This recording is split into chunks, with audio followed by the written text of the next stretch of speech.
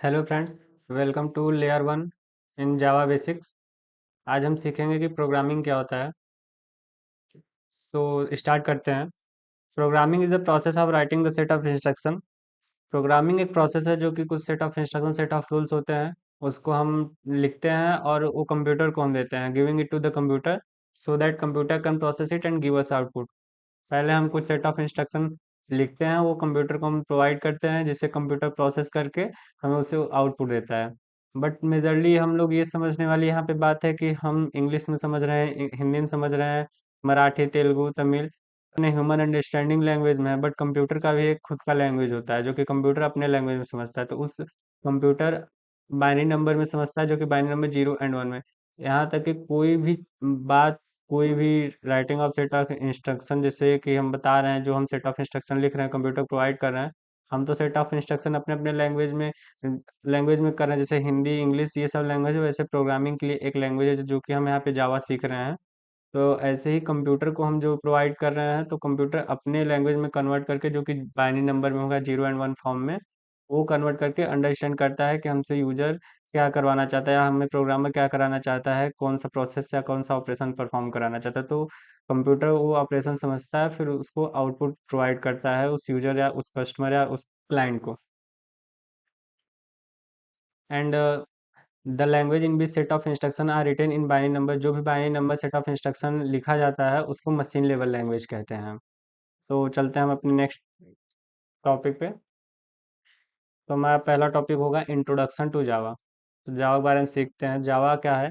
Java is a class based, Java एक class based language है, object oriented programming language है। Java एक class based पे है और ऑब्जेक्ट ओरिएंटेड प्रोग्रामिंग लैंग्वेज है।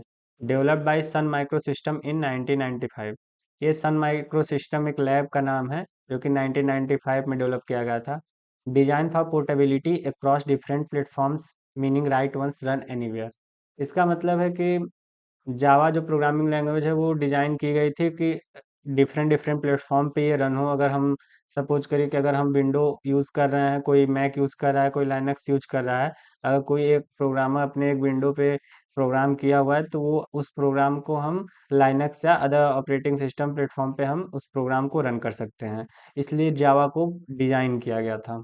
इसीलिए इसको write once and run anywhere कहते हैं। ये जावा का फीचर्स है, डिटेल में हम अभी कुछ देर बाद समझेंगे।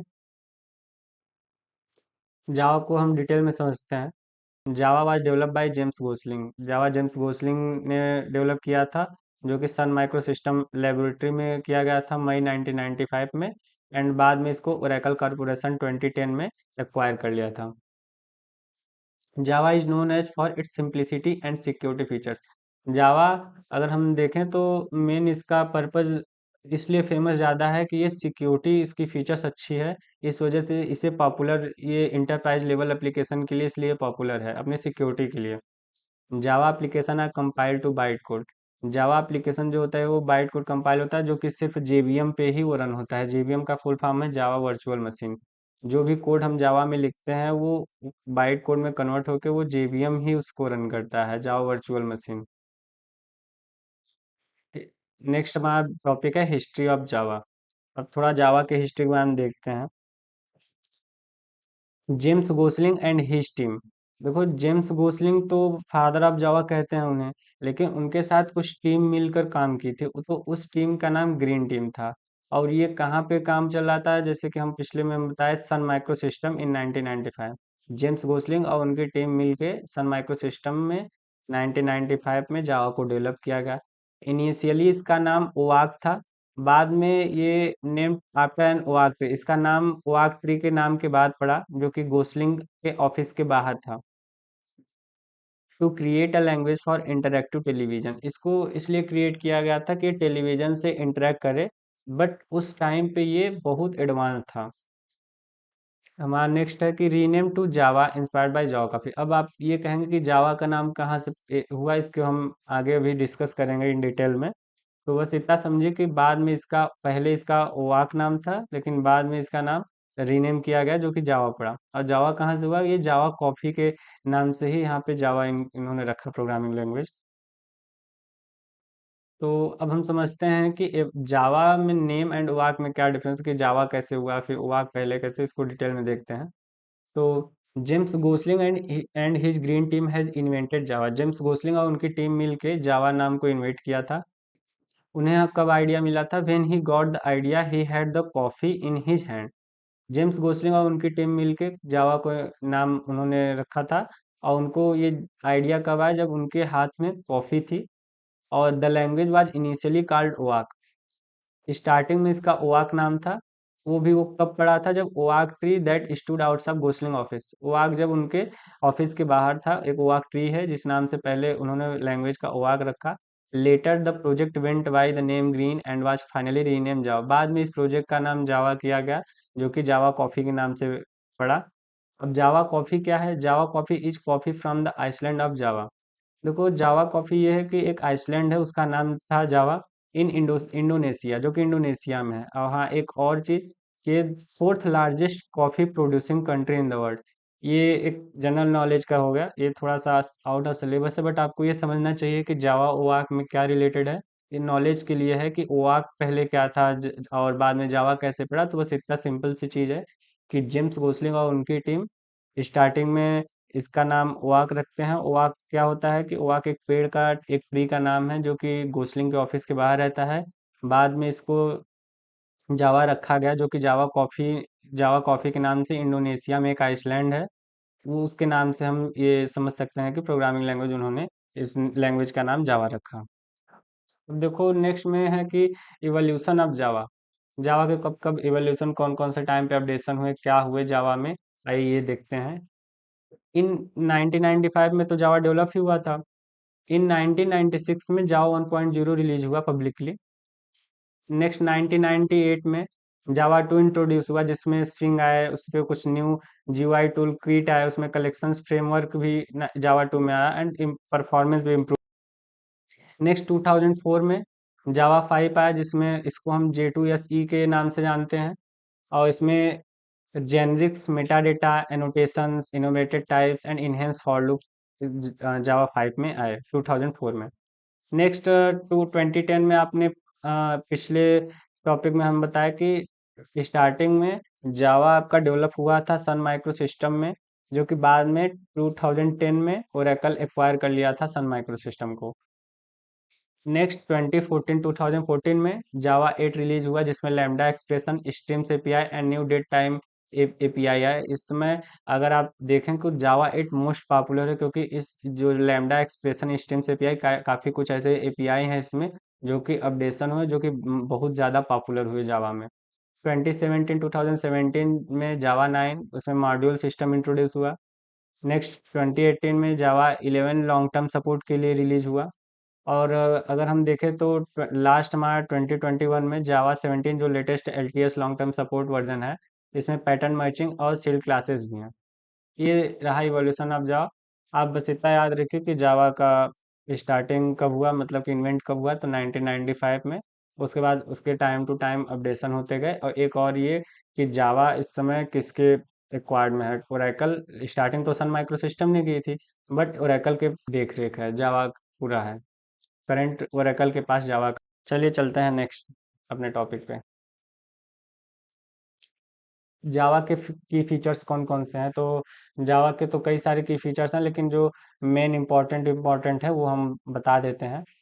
जावा के फीचर्स में पहला हमारा प्लेटफॉर्म इंडिपेंडेंट होता है। अब प्लेटफॉर्म इंडिपेंडेंट हम कुछ ऐसा समझते हैं कि अगर हम एक प्लेटफॉर्म पे काम कर रहे हैं, अगर हम कोई एक नॉर्मल कोड विंडोज़ पे लिखे हुए हैं, अगर हम उसको किसी और, अगर वो कोई दूसरा बंदा है, अगर उसको हम, वो मैक या लाइनक्स यूज़ कर रहा है, अगर हम उसको अपनी फाइल देते हैं, तो वो अपने फाइल पे सेम कोड को रन करे और उसको सेम आउटपुट मिले, जो हमारे स्क्रीन पे दिख रहा हो वो भी उसी के स्क्रीन पे दिखे उस आउटपुट को। उसी को कहते हैं प्लेटफॉर्म इंडिपेंडेंट। क्योंकि वो किसी एक दूसरे से अटैचमेंट तो है नहीं कि किसी के थ्रू वो अटैच हो कि जो हम स्क्रीन शेयर कर रहे हैं उसके में दिखे, ऐसा कुछ नहीं। वो प्रोग्राम हमारे विंडोज में हो और रन हो उनके मैक या लाइनक्स में।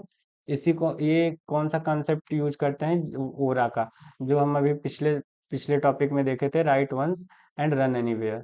ये कॉन्सेप्ट होता है, इसको हम जावा का फीचर्स भी कह सकते हैं। नेक्स्ट हमारा होता है ऑब्जेक्ट ओरिएंटेड प्रोग्रामिंग, जो कि क्लास एंड ऑब्जेक्ट को यूज करता है। जावा अपने सिंप्लिसिटी के लिए जाना जाता है, क्यों? क्योंकि ये इजी टू लर्न होता है, स्पेशली उन लोगों के लिए जो कि C and C plus plus language से फेमिलियर हैं, क्योंकि उनके जो सिंटैक्स हैं कुछ जावा और सी सी प्लस प्लस के सिंटैक्स सिमिलरली मिलते रहते हैं, सारे सिंटैक्स नहीं लेकिन कुछ कुछ मिलते रहते हैं, जिससे उनको इजी होता है लर्न करने के लिए। एंड लास्ट इनका जो फीचर्स है मल्टी थ्रेडिंग का, इनमें concurrent execution multiple parts of program होते हैं, जो कि जो भी मल्टीपल प्रोग्राम है वो साथ साथ रन कर सकते हैं। ये जावा का एक फीचर्स है मल्टी थ्रेडिंग का। वो तो हम during the multi threading class में हम सीखेंगे कि मल्टी थ्रेडिंग क्या होता है। आइए नेक्स्ट टॉपिक पे चलते हैं, नेक्स्ट में देखते हैं क्या है। एक मेजर सबसे इम्पोर्टेंट बात है कि एक जावा कोड एग्जीक्यूट कैसे करता है। तो हम सबसे पहले एक एक चीज़ को बहुत बारीकी से समझते हैं। सबसे पहले हमारे पास एक सोर्स कोड होता है जिसका नाम हेलो डॉट जावा, यानी एक फाइल, एक सोर्स कोड है जो एक प्रोग्रामर कोडिंग किया हुआ है, उसका फाइल का नाम हेलो डॉट जावा होते हैं, उसका एक्सटेंशन डॉट जावा के नाम से होगा, और उसका फाइल हेलो डॉट जावा सपोज करिए कि सोर्स कोड है। और इसको हम सबको ह्यूमन अंडरस्टैंडिंग कहते हैं, क्योंकि जो जो हम लोग प्रोग्रामिंग लिखते हैं वो कुछ इंग्लिश कुछ ऐसा होता है जो कि एक ह्यूमन अंडरस्टैंड कर सके कि हाँ ये एक्चुअली क्या लिखा हुआ है। तो सोर्स कोड क्या होता है, हम प्रोवाइड करते हैं जावा कंपाइलर को। एक जावा का ये कंपाइलर है, और जावा कंपाइलर सोर्स कोड को अपने पास रखता है और इसे कन्वर्ट करता है आईएलएल यानी बाइट कोड में, जो कि डॉट क्लास फाइल में होती है।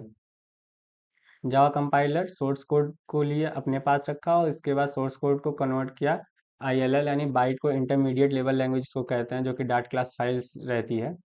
अब ये intermediate level language dot class file को जेवीएम को प्रोवाइड करती है, जो कि जेवीएम क्या होता है, एक जावा वर्चुअल मशीन होती है जो क्लाउड के बेसिस पे होती है। एक ये जावा इन्वायरमेंट में होती है जो कि ये कोड को एक आउटपुट के एग्जीक्यूशन फेज तक ले जाती है। जेवीएम का ये काम है कि डॉट क्लास फाइल को प्रोवाइड करती है एग्जीक्यूशन फेज यानी मशीन लेवल लैंग्वेज तक।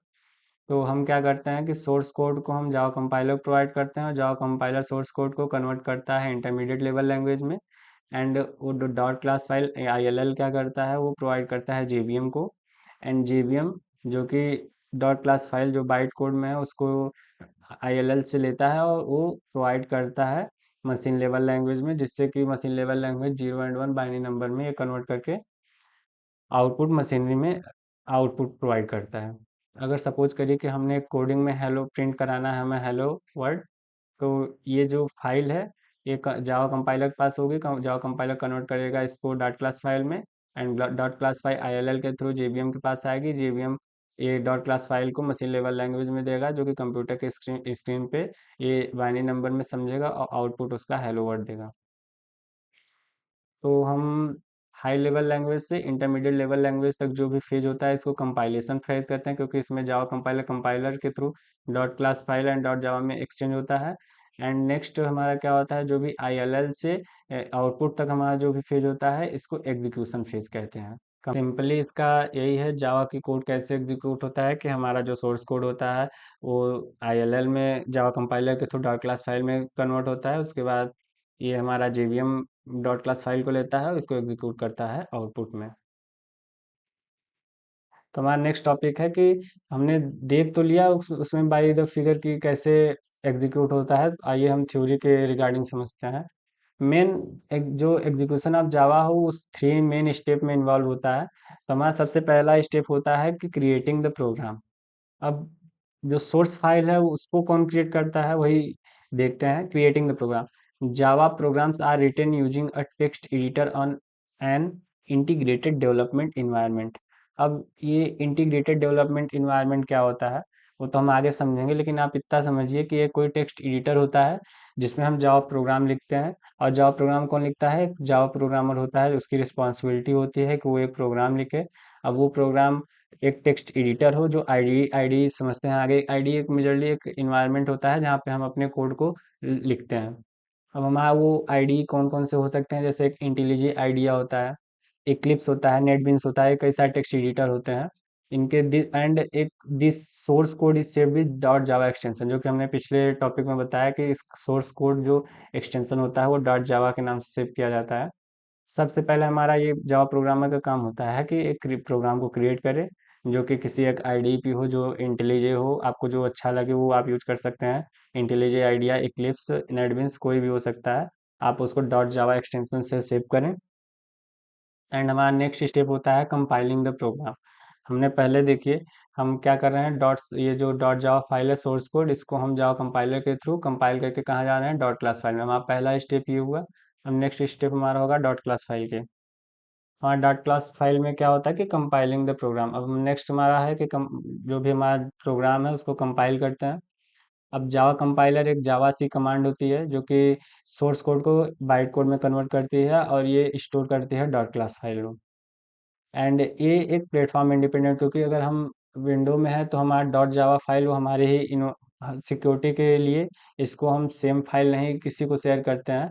अगर हमारा किसी को प्रोग्राम यूज करना है तो उसको हम डॉट क्लास फाइल शेयर करते हैं। थर्ड हमारा मेन स्टेप है रनिंग द प्रोग्राम। अब हमने पहला स्टेप हमने किया, प्रोग्राम को क्रिएट किया किसी भी आईडीई में जो कि हमारा डॉट जावा एक्सटेंशन से सेव है। नेक्स्ट हमारा स्टेप हुआ कि हमारा डॉट सोर्स जो फाइल है बाइट कोड में, उसको हम कंपाइल करके कन्वर्ट कर रहे हैं source code to byte code में। एंड हमारा नेक्स्ट स्टेप है एक, जो कि इन दोनों को रन करना, एग्जीक्यूट करना, जो कि आउटपुट हमें देखना है। तो हमारा पहले क्या था कि ये जो बाइट कोड है इसको हम आउटपुट फेज तक ले जा रहे हैं जेवीएम के थ्रू। जेवीएम में एग्जीक्यूट कर रहा है, जो भी बाइट कोड है वो ट्रांसलेट किस में कर रहा है, मशीन लेवल लैंग्वेज में जेवीएम के थ्रू। ये आपको समझने के लिए है कि सबसे पहले हम प्रोग्राम क्रिएट करते हैं जो कि डॉट जावा फाइल में सेव होता है किसी भी आईडीई में, वो कोई भी हो, चाहे क्लिप हो चाहे इंटेलिजे आइडिया हो। नेक्स्ट हमारा क्या होता है कि उस जो सोर्स कोड है उसको कंपाइल करते हैं। जावा से एक कमांड है जावा कंपाइलर की, जो कि सोर्स कोड को बाइट कोड में कंपाइल करके बाइट कोड में रखती है, और वो फाइल जो होती है वो डॉट क्लास फाइल में सेव होती है। और ये एक प्लेटफॉर्म इंडिपेंडेंट होता है। और लास्ट हमारा स्टेप होता है कि प्रोग्राम को रन करना। तो प्रोग्राम को रन करने की रिस्पॉन्सिबिलिटी जेवीएम की होती है, जो कि बाइट कोड को ट्रांसलेट करती है मशीन लेवल लैंग्वेज में और लास्ट में हमें आउटपुट प्रोवाइड करती है। ये जावा का एग्जीक्यूट करने का प्रोसेस होता है। बाकी हम धीरे धीरे समझेंगे कि कोडिंग कैसे एग्जीक्यूट होता है, वो तो हम प्रोग्राम के समय समझ लेंगे। लेकिन आप ये मेन समझिए कि 3 स्टेप होते हैं प्रोग्राम को क्रिएट, कंपाइल और रन करने के लिए। तो हमारा नेक्स्ट ये हम समझते हैं कि हाँ एक कोड प्रोग्राम क्या होता है, कैसे चलता है। ये हमारा जो एक कोड एडिटर है ये इक्लिप्स है। हम इस पूरे प्रोग्राम में इक्लिप्स को यूज़ करने वाले हैं। तो हम यहाँ पे प्रोग्राम हमने लिखा पब्लिक क्लास हेलो। हेलो हमारी एक फाइल नेम है। एक बात और कि हम जो भी फाइल नेम हेलो डॉट जावा है, तो जो डॉट के पहले है ये हमारी फाइल नेम है। तो फाइल नेम हमारा सेम एज क्लास नेम होना चाहिए। फाइल नेम हमारा क्लास नेम, क्योंकि प्रोग्राम ये रन नहीं होगा अगर file name and class name same ना हो। File name and class name अगर सेम नहीं होगा तो प्रोग्राम रन नहीं करेगा, वो कंपाइल टाइम एरर होगा। एंड ये हमारा सिंटैक्स है जिसमें हम सबसे ज़्यादा मेंशन ये हर एक प्रोग्राम में होगा। पब्लिक क्लास है, ये क्लास नेम है हेलो का। उसके बाद हम मेन मेथड लिखते हैं जो कि public static wide main string arcs होता है। ये तो हम नेक्स्ट समझेंगे अभी आगे, जब हम ये पब्लिक मॉडिफायर पढ़ेंगे। पब्लिक प्राइवेट कई सारे डिफ़ॉल्ट हैं, ये सब उस समय समझेंगे कि इन सब का कीवर्ड का मतलब क्या है। लेकिन अभी आप सिंपल ये समझ लिए कि एक प्रोग्राम कैसे जावा का होता है। ये क्लास फाइल नेम है। नेक्स्ट हमारा मेन मेथड है। एंड नेक्स्ट हम क्या कर रहे हैं कि एक हेलो कोडर्स का एक ये स्ट्रिंग है जो कि हम इसको अपने कंसोल पे प्रिंट कराना चाहते हैं। तो हम system dot out dot println के थ्रू हम इसको प्रिंट कराएंगे अपने कंसोल में। तो क्या करते हैं कि हम इस फाइल नेम को, ये जो जहाँ भी हमने फाइल को सेव किया कमांड में गए, हम उसकी लोकेशन दिए सीडी एंड फाइल जो लोकेशन है। और हम नेक्स्ट हमारा क्या होगा कि हम कंपाइलर को जावासी कमांड से और उस फाइल का नाम लिख के हम पहले जावासी लिखेंगे फिर स्पेस फिर उस फाइल का नेम इंटर करेंगे। तो अगर हमारी फाइल एग्जैक्ट लोकेशन पे होगी इस फाइल के नेम तो कोई भी एरर नहीं होगा। नहीं तो अगर ये फाइल लोकेशन एग्जैक्ट नहीं होगी तो आपको यहाँ पे ये बताएगा कि फाइल नॉट फाउंड। और जब नेक्स्ट हम कंपाइल कर लेंगे तो हम जो भी हमारी फाइल लोकेशन होगी वहाँ पे एक डॉट क्लास फाइल नेम से फाइल क्रिएट हो जाएगी। और नेक्स्ट हम क्या करेंगे कि जावा एंड फाइल नेम लिखेंगे तो उस पर हमारा आउटपुट शो हो जाएगा जो कि हम प्रिंट करवा रहे हैं। ये तो हो गया हमारा फर्स्ट जावा प्रोग्राम। अब नेक्स्ट चलते हैं। अब समझते हैं एक आईडीई के बारे में, जो भी आईडीई क्या होता है। तो इसमें हम समझते हैं कि डिटेल में आईडीई क्या होता है। आईडीई एक इंटीग्रेटेड डेवलपमेंट इन्वायरमेंट है। ये एक इन्वायरमेंट होता है, एक प्लेटफॉर्म होती है, एक स्पेस होता है जहाँ पे हम पर्टिकुलर किसी भी लैंग्वेज या कोई भी प्रोग्राम को हम रन कर सकते हैं, उसमें हम एक प्रोसेस कर सकते हैं। कई सारे मदद फीचर्स मिलते हैं जिससे कि हम आईडीई के थ्रू हम इजीली अपने प्रोग्राम को रन कर सकते हैं। इजीली हम कई सारे फंक्शनैलिटी उसमें देख सकते हैं। ये समझते हैं आईडीई क्या होता है। आईडीई में कोड एडिटर होता है, कंपाइलर होता है, डिबगर होता है एंड अदर टूल्स होते हैं। अब streamlines coding with features like code completion and syntax, इसमें क्या होता है आईडीई में कि इसमें सिंटैक्स हाईलाइटिंग होती है। और इसमें एक फीचर्स होता है जो कि कोड कंप्लीशन ऑटोमेटिक, जैसे कि अगर रिकमेंड करेगा हम जावा या जावा के किसी क्लास का नाम लिख रहे हैं जो कि है, उसमें क्या होता है कि अगर हम कोई भी स्कैनर है, अगर हम यस सी लिखें तो ऑटोमेटिक अपना जो भी नेक्स्ट हमें क्या लिखना है वो आ जाता है, तो ऑटोमेटिक कंप्लीट हो जाता है। इसमें सिंटेक्स हाईलाइटिंग या फिर जो भी क्लास है, क्लास का नेम है, वो ऑटोमेटिक हाईलाइट होता रहता है। अब हम जैसे कि आप देखिए यहाँ पे ये पब्लिक क्लास, ये सब इसमें बिल्टिंग क्लास है तो ये ऑटोमेटिक ब्लू हो गए हैं। बाकी सब ये देखिए जैसे कि ये डबल इन्वर्टेड कार्ड कलर में है तो इसका अलग कलर है। ये सारी चीज़ें सबको अलग अलग कलर में हाईलाइट करते ये प्रोवाइड करता है आईडी। ऐसे ही ये क्या होता है कि एक प्रोजेक्ट मैनेजमेंट को भी ये अच्छा डिबग करता है, ये सिंप्लीफाई करता है ये आईडी।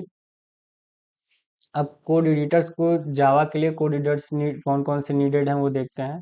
एक तो बेसिक एडिटर होता है, एक आईडीई एडिटर एडिटर होता है। बेसिक एडिटर में जैसे कि नोटपैड हो गया, सबलाइम टेक्स्ट हो गया, विजुअल स्टूडियो कोड हो गया, जो कि सिर्फ जावा एक्सटेंशन, ये लाइट वेट पर्पज के लिए, जावा डेवलपमेंट के लिए यूज होता है, सिर्फ आप प्रोग्राम को रन कर सकते हैं। बट अगर हमें एक प्रोजेक्ट तैयार करना हो जो कि हम इंडस्ट्री लेवल में तैयार कर सकते हैं, या फिर कुछ बड़े हम प्रोजेक्ट क्रिएट कर रहे हैं ड्यूरिंग द कॉलेज टाइम, तो हम उस समय हम आईडी एडिटर्स हमें चाहिए जो कि जो भी एडवांस कंसेप्ट हो, एडवांस फीचर एंड सपोर्ट हो, वो हमारे उन टेक्स्ट एडिटर में वो हमारे ऑटोमेटिक पहले से इन प्रेजेंट हो, जिससे कि हमें प्रॉब्लम्स ना हो during the development of application. अब हम देखते हैं कि आईडी एडिटर में हमें क्या होता है, जैसे इक्लिप्स हो गया, इंटेलिजे आइडिया हो गया, नेटबीन्स हो गया, ये सारे रिकमेंडेड हैं जावा डेवलपमेंट के लिए, जो कि कुछ इसमें एडवांस फीचर एंड सपोर्ट भी होते हैं। तो हम इस पूरे सेशन में हम आईडी में इक्लिप्स यूज करेंगे। तो इक्लिप्स क्या होता है, इक्लिप्स एक कम्प्लीटली ओपन सोर्स प्लेटफॉर्म है जो कि एक यूजर फ्रेंडली इंटरफेस प्रोवाइड करता है, जो कि बिगनर्स और एक्सपीरियंस के लिए काफ़ी हेल्पफुल होता है। और ये मल्टीपल प्रोग्रामिंग लैंग्वेज को सपोर्ट भी करता है, जिससे कि हमें बेनिफिट्स होते हैं। तो हम इसमें इक्लिप्स यूज करेंगे। अब इक्लिप्स को हम यहाँ पे डाउनलोड करना नहीं दिखाना क्योंकि वीडियो काफ़ी लंबी हो जाएगी, तो इसलिए हम कोई नेक्स्ट वीडियो में हम आपको बता देंगे, लेकिन हम आपको स्टेप बता दे रहे हैं। आप गूगल पे जाइए, सर्च करिए इक्लिप्स भी डाउनलोड, एंड वहाँ पे एक राइट साइड में इक्लिप्स डाउनलोड का बटन आ रहा होगा, तो आप उस पर डाउनलोड पे क्लिक करिएगा, और क्लिक करने के बाद इंस्टॉल कर लीजिएगा। वहाँ पे एक, उसके बाद जब इंस्टॉल हो जाएगा तो एक पॉपअप यूआई अपीयर होगा। उसके बाद आप इंस्टॉल इक्लिप्स करिए, जिसमें लिखा रहेगा कि Eclipse ID of Java developer, उसमें कई सारे कॉलम में बन के आएंगे, जैसे कि Eclipse ID of Java developers होगा, उसमें वेब डेवलपर्स के लिए होगा। तो अभी आप नॉर्मली आप इक्लिप्स आईडी के लिए इंस्टॉल कर सकते हैं। जब आप उस पर क्लिक करेंगे तो आपका क्या इक्लिप्स हो जाएगा, ओपन करिए, एंड उसमें जावा प्रोजेक्ट क्रिएट करके आप रन कर सकते हैं।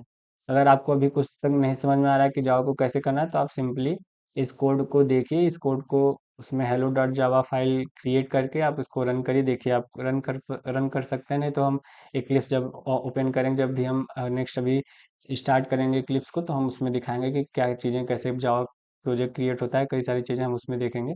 तब तक के लिए आप इक्लिप्स अभी डाउनलोड करिए। मिलते हैं तब तक को आपको नेक्स्ट वीडियो में हम। Thank you.